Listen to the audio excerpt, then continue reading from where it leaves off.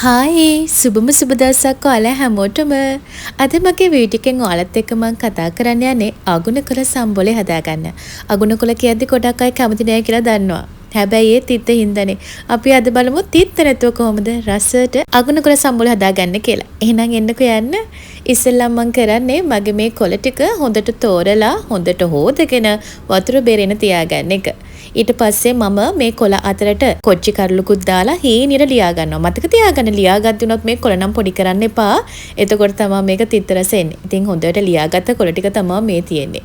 ඊළඟට මම මෙතන හදා ගන්නවා මගේ අනිත් කලමනා ටික. මම මේකට දා ගන්නවා බීලුණු, අමු මිරිස්, මම අමු මිරිස් ගොඩක් දා ගන්නෑ කොච්චි. අර හීනියට කොළත් එක්ක කපාගත්ත හින්දා. ඊළඟට තක්කාලි. ඊළඟට ලුණු චුට්ටක් මේකට එකතු කරලා ඒකටම දා ගන්නවා මෙතන මං උම්බල කඩ. ඊට පස්සේ මේ ටික හොඳට මම අනා ගන්නවා මේ විදිහට. ඊළඟට මේ අනාගත්ත එකටම මම පොල් මිටක් දා ගන්නවා මෙහෙම. පොල් ටිකත් මේකට හොඳට කලවම් කරගන්නවා. මේක හොඳට කලවම් කරලා පස්සේ තමයි මම කොළ ටික මේකට දාගන්නේ. ඒ මොකද කොළත් එක්ක මේ ඔක්කොම දාලා ඇනුවොත් කොළ ටික පොඩි වෙනවනේ. එතකොට තිත්තරහ එන්න පුළුවන්. අන්න ඒ හින්දා තමයි මම අර ටික අනාගෙන ඊට පස්සේ කොළ ටික දාගන්නේ. ඊළඟට කොළ වලට චුට්ටක් ලුණු දාගෙන ඊළඟට තමයි මම මෙතනදී දෙහි ඇඹුල් එකතු කරගන්නේ. කොළ ටික පොඩි නොවෙන්න මෙන්න මේ විදිහට අර ටිකත් එක්ක හොඳට කොළ ටික මික්ස් කරගන්නවා. ආයිමත් කියනවා කොළ ටික පොඩි කරගන්න එපා. පරිස්සමට මෙහෙම මේ දෙකම මික්ස් කරගන්න.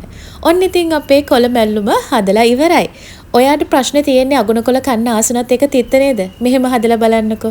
තිත්තෙන්නේ රසම රසයි. මන්නම් අගුණකොළ කන්න ආස පරිප්පු සහ සැමන් එක. පුදුමාකාර රසක් තියෙන්නේ. හදලා බලන්නකෝ මේ විදිහට රසයිද කියලා. වීඩියෝ එක හොඳයි නම් ලයික් එකක් දාන්න. ඔයාට පුළුවන් මාව subscribe කරලා bell icon එක click කරලා තියාගත්තොත් මම කොහොමද මෙහෙම මගේ කෑම හදන්නේ කියලා බලන්න. එහෙනම් ගිහින් එන්නම්. ඔයාලා හැමෝටම සුබ දවසක්.